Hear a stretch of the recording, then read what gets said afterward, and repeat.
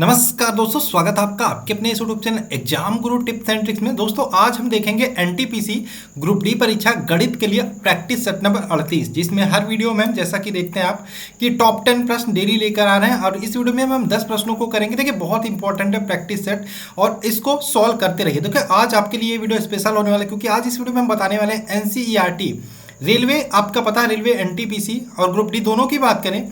Specially आज के time पे जो पेपर बनाए जाते हैं वो एनसीईआरटी पैटर्न पे बनाए जाते हैं, ठीक है। और अभी तक आपको मैंने जितने भी प्रैक्टिस सेट बताए थे उनमें से बेस्ट प्रैक्टिस सेट के बारे में बताना चाहता हूँ।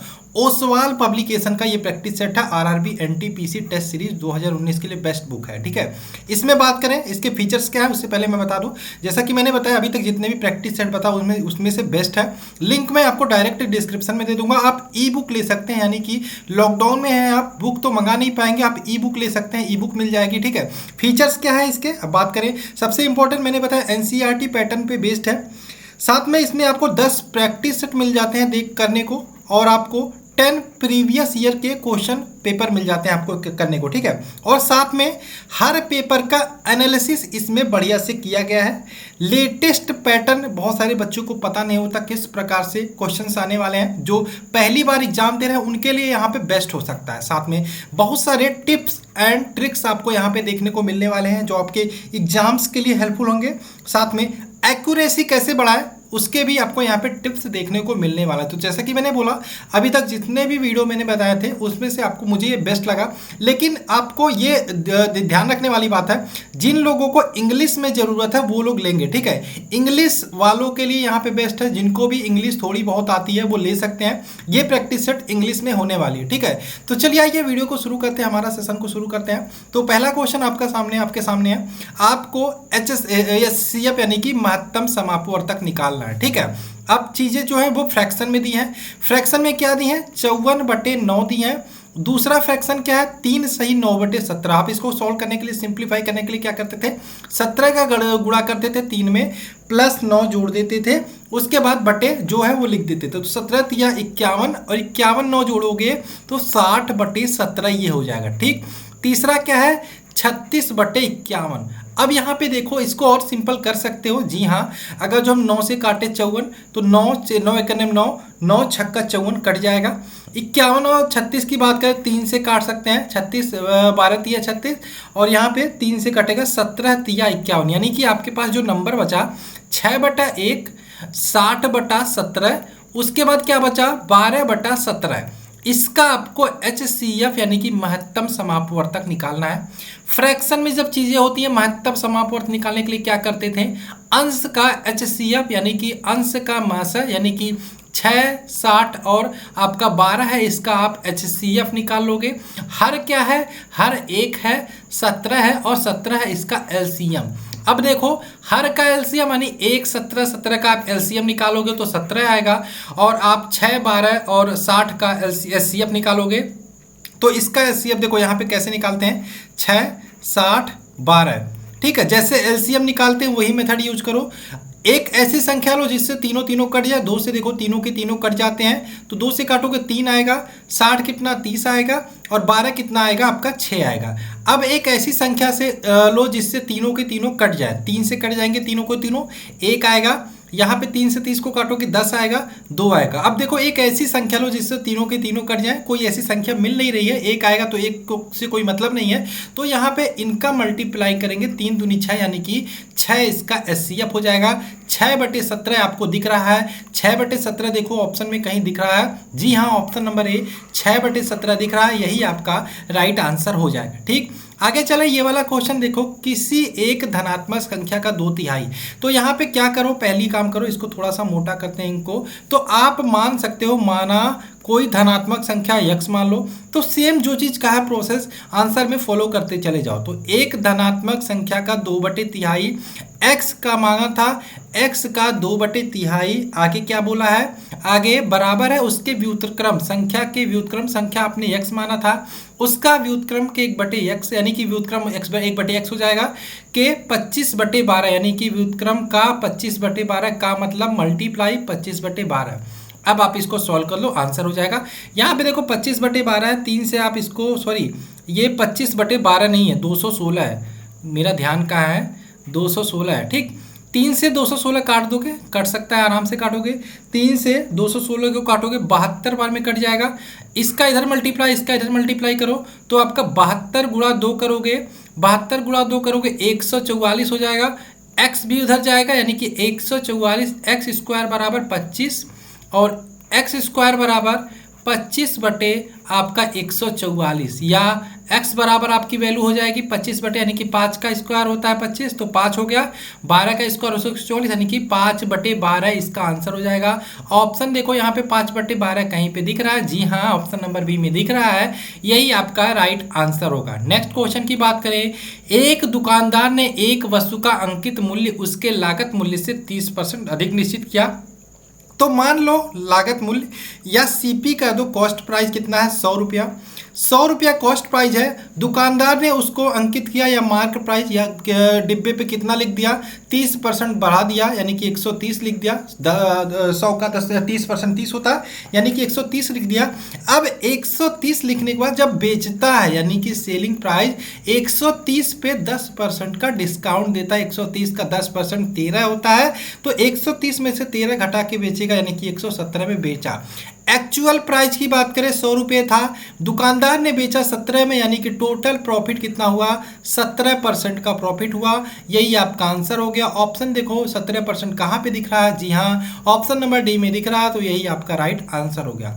नेक्स्ट क्वेश्चन की बात करें, क्वेश्चन नंबर 4, 5 विद्यार्थियों द्वारा प्राप्त औसत अंकों का औसत, देखो 5 विद्यार्थियों का औसत 55 है, तो इनका योग निकाल सकते हो। 55 गुणे 5, 55 गुणे 5 करोगे 275 हो गया। आगे बोला है उक्त 5 विद्यार्थियों में से शीर्ष 3 विद्यार्थियों का औसत 65 है, शीर्ष 3 का योग निकाल लो। शीर्ष 3 का योग निकालोगे 65 गुणा 3 195, यानी कि 5 विद्यार्थियों का योग 275, शीर्ष 2 का 195, तो इनको घटा दोगे तो लास्ट के 2 का योग निकल जाएगा छात्राओं का। ठीक है, औसत जो अंक है उनका योग निकल जाएगा।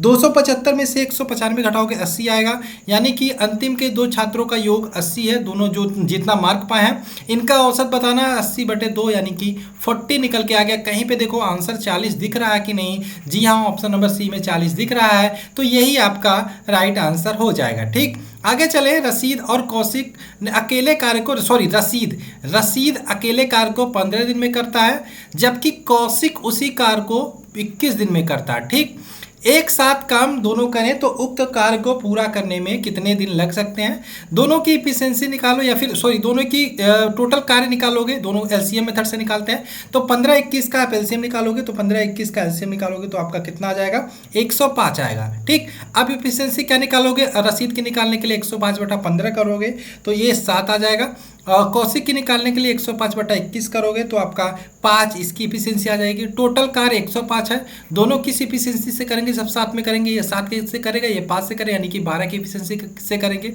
105/12 आंसर में नहीं दिख रहा है, तो एक काम करो 3 से काट सकते हो, तो 35/4 हो जाएगा। क्या 35/4 दिख रहा है? नहीं, आप इसको भाग दे दो, 4 35, आप यहाँ पे काटोगे 4 बटे 32, 32 यानी कि 8 सही 3/4 कहीं पे आंसर दिख रहा है? जी हाँ, 8 सही 3/4 ऑप्शन नंबर ए दिख रहा है, तो यही आपका राइट आंसर होगा। आगे चल रहे क्वेश्चन नंबर 6 पे। क्वेश्चन नंबर 6 हमारा है, देखो क्या है, इसको सॉल्व करना है। देखो आप स्क्वायर, देखो स्क्वायर होता है स्क्वायर, एक होता है क्यूब। ठीक है, स्क्वायर मतलब जैसे 2 का स्क्वायर 4, 3 का स्क्वायर 9, ठीक है, 4 का स्क्वायर 16। ये आपको कहाँ तक याद करना है? 30 तक याद करना है। ठीक, क्यों? देखो सॉल्यूशन करने के लिए, सिंप्लीफिकेशन करने के लिए ये आपको याद करना पड़ेगा। कॉपी पेन पे जहीं पे भी कहीं पे भी लिख के आप चिपका सकते हो, जहाँ पे आप पढ़ते हो, जहाँ पे आप सोते हो। ठीक है, और आप क्यू की बात करें, जैसे 3 का क्यू हो गया 27, ठीक है, तो 4 का क्यू हो गया 64, ये आपको 5 का क्यू हो गया 125, ये आपको 20 तक याद कर लेना, ये 30 तक, ये 20 तक। ये अगर जो आपको याद है तो देखो इस प्रकार के क्वेश्चन कैसे कितनी आसानी से जल्दी से हो जाते हैं। चलो मैं करके दिखाता हूँ। सबसे पहले क्वेश्चन को आपको अगर जो यहाँ पे पता होगा कि किसका क्यूब क्या है, ठीक है, तो थोड़ा सा थिकनेस बढ़ा देते हैं। तो यहाँ पे क्वेश्चन है आपका, ये कुछ इस प्रकार से क्वेश्चन है। ठीक, 333 प्लस क्यूब 9 8 7, कन्फ्यूज मत हो रहा है, ये जो लिखा ये क्यूब है। ठीक है, 2197। अब आपको अगर जो पता होगा, अब यहाँ पे अगर जो आपको पता होगा कि 13 का क्यूब क्या होता है, सॉरी हाँ 13 का क्यूब, 13 का क्यूब क्या होता है, 13 का क्यूब होता है आपका 2197, ठीक। और यहाँ पे बात करें 10 का क्यूब क्या होता है, 1000 होता है, ठीक। और बात करें आपका इसमें एक और लगेगा, चलो सॉल्व करते हैं। अब देखो यहाँ पे 3, इसको यहाँ पे हमने लिख दिया 343 प्लस क्यूब 987, ठीक। अब हमको देखो यहाँ पे क्या करना है, 2197 है, 2197 क्या होगा, 2197 आपका 13 गुणा 13 गुणा 13 यानी कि 13 का क्यूब होगा, यानी कि 13 का क्यूब होगा। तो हम इस रूट देखो इस प्रकार से अगर जो दिया है 2197 ये 13 का क्यूब है, यानी कि हम 13 लिख सकते हैं क्योंकि यहाँ पे क्यूब लगा है, ठीक। तो इसको हमने 13 लिख दिया। तो अब 987 प्लस 13 को ऐड करोगे तो आपका 1000 हो जाएगा। 1000 जो बनेगा वो 10 का क्यूब बनेगा। तो इस प्रकार से आगे सॉल्व करोगे 343 प्लस 10।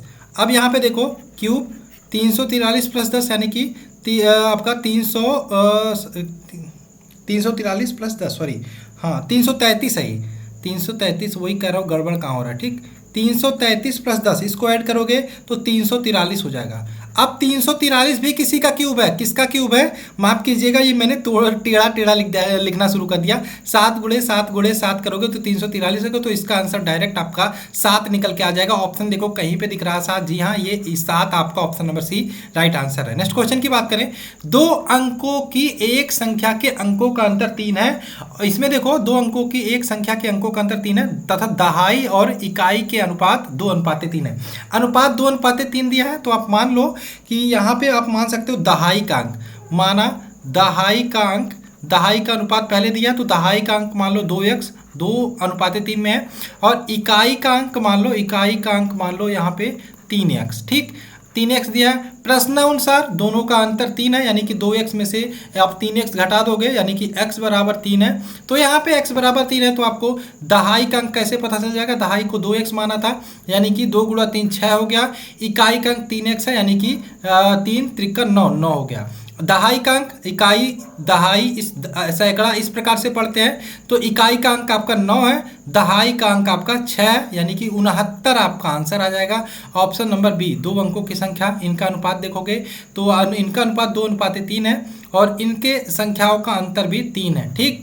आगे बात करें नेक्स्ट क्वेश्चन की। क्वेश्चन है हमारा 3 क्रमागत विषम संख्या। देखो क्रमागत विषम संख्या की बात करें, पहली अगर जो क्रमागत विषम संख्या विषम 3 होती है तो दूसरी 5 होगी, तीसरी 7 होगी। इसमें देखो अगर जो हम मान लेते हैं x मान लेते हैं पहली संख्या, तो अगली संख्या देखो 3 के बाद +2 किया है, 5 के बाद +2 किया यानी कि अगली संख्या x+2 होगी। अगली संख्या क्या होगी, यहाँ पे 4x+4 होगी, कुछ इस प्रकार से होगी। तो इसी प्रकार से हम मानेंगे संख्याओं को, ठीक। इसको हम हटाते हैं तो मान लेंगे 3 क्रमागत विषम संख्या, तो हम यहाँ पे मान लेंगे, माना पहली विषम संख्या x तो दूसरी विषम संख्या x+2 हो जाएगी, तीसरी विषम संख्या x+4 हो जाएगी। तो इनमें दिया है 3 क्रमागत विषम संख्याओं में से पहली 2 संख्याओं का योग यानी x + x+2 का योग बराबर है, क्या दिया है, बराबर है दूसरी संख्या की योग, सॉरी पहली दो संख्याओं का योग तीसरी संख्या से 57 अधिक है। तीसरी संख्या क्या है, x+4 से 57 अधिक है यानी कि +57 ऐड कर दोगे, इसको सॉल्व कर लोगे। x + x+2 यानी कि ये हो जाएगा 2x+2, इसको सॉल्व करोगे x+57 यानी कि x + 57 4 हो जाएगा 61, ठीक। अब यहाँ पे देखो 2x है, यहाँ पे x है, इधर लाओगे यानी कि माइनस होगा तो x बराबर यहाँ पे 2 इधर लाओगे 59 हो जाएगा, x बराबर 59 निकल के आ गया। तो आपको दूसरी संख्या बताना है तो पहली संख्या आपने x माना था, दूसरी संख्या x+2 यानी कि 59 में आप 2 जोड़ देते हो, 59 2 61 हो जाता है। ऑप्शन देखोगे ऑप्शन नंबर डी इसका राइट आंसर होगा। आगे चले नेक्स्ट क्वेश्चन की बात करें, क्वेश्चन नंबर 9 हम करने जा रहे हैं। एक व्यापारी 50 लीटर है पहला, ठीक। दूसरा है 100 लीटर, तीसरा की बात करें 125 लीटर आंवले का तेल, किसका तेल है, सॉरी यहाँ पे पहला है जैतून का तेल, सरसों का तेल और 125 लीटर आंवले का तेल है। उसको समान आयतन वाले पात्रों में संचित करना है। उसको कम से कम कितने पात्रों की आवश्यकता होगी। देखो समान आयतन वाले, मान लो आपके पास 50 लीटर तेल है, 100 लीटर तेल है, 125 लीटर तेल है।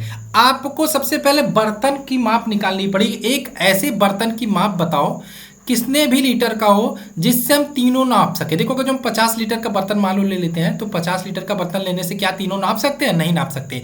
50 लीटर वाले से आप 50 लीटर माप लोगे, 100 लीटर माप लोगे, 150 लीटर माप लोगे, 200, लेकिन 125 नहीं माप पाओगे। तो ऐसे बर्तन की माप निकालने के लिए तीनों का सर्वप्रथम क्या लेते हो? एलसीएम निकाल लेते हो। तो 50 100 का 50 100 125 का एलसीएम निकाल लेते हैं। तो वही मेथड हम करते हैं, काटते हैं पहले, जो मेथड हमने इसके पहले एक क्वेश्चन में यूज किया था। हम भाग मेथड भी यूज कर सकते हैं। 125 तो हम 2 से काट सकते हैं? नहीं, एक काम करो आप 5 से काटो, 5 से तीनों कट रहा है, ठीक है, 5 से तीनों कट रहा है तो 5 से काटोगे 50 कटेगा कितने बार में? 10 बार में। 100 कटेगा 20 बार में और 125 कितने बार में कटेगा? आपका 25 बार में। ठीक, अब देखो 5 से तीनों संख्या फिर से कट जा रही है, यानी कि 2 बार में, ये कटेगा 4 बार में, ये कटेगा 5 बार। अब कोई ऐसी संख्या है जिससे तीनों कट जाए? नहीं। तो यानी कि 5 5 25, इसका एलसीएम आ गया 25, यानी कि 25 लीटर का एक ऐसा बर्तन होगा जिससे हम तीनों माप सकते हैं। तो अब पूछा है इस 25 लीटर के कितने बर्तनों की आवश्यकता होगी कि हम तीनों, जितना भी ये लीटर ये आपका ऑयल है उसको हम संचित कर सके। तो पहला आपका 50 लीटर है, दूसरा 100 लीटर है, तीसरा 125 लीटर है। तो कितने बर्तन की आवश्यकता होगी? तो 50 वाले को रखने के लिए 50/2 यानी कि 2 बर्तन की आवश्यकता होगी। 100 वाले को रखने के लिए 100/25 यानी कि 4 बर्तन की आवश्यकता होगी। 125 वाले को रखने के लिए 5 बर्तन यानी कि 5 4 9 2 11 टोटल बर्तन की आवश्यकता होगी। ऑप्शन देखोगे सी वाला राइट आंसर हो गया। ऐसे एग्जाम में करोगे मजा आएगा सारे क्वेश्चंस को सॉल्व करने में। देखो बहुत ही सिंपल क्वेश्चन है ये वाला। कैसे करोगे? यदि एक संख्या का 31%, कलर चेंज करते हैं, रेड करते हैं या ब्लू करते हैं, 31% कितने के बराबर दिया है? 46.5 रुपये के। तो आपको संख्या बतानी है तो 100% बता दोगे। कोई भी संख्या अपने आप में 100% होती है। 46.5, 31 नीचे आएगा, 100 का मल्टीप्लाई होगा। अब क्या करोगे? 100 का मल्टीप्लाई होगा, दशमलव हट के 0 लग जाएगा, यानी कि 50/31 काट दोगे, इसका आंसर 150 निकल के आ जाएगा। देखो कहीं पे 150 दिख रहा है ऑप्शन में, जी हाँ साफ साफ दिख रहा है ऑप्शन नंबर ए। तो आशा है आपको ये वीडियो समझ में आई होगी। अच्छा लगा हो तो लाइक कर देना और वीडियो को शेयर करते रहो, मजा आएगा, आगे भी पढ़ते रहेंगे। चलो मिलते हैं नेक्स्ट वीडियो में। जय हिंद दोस्तों, जय भारत।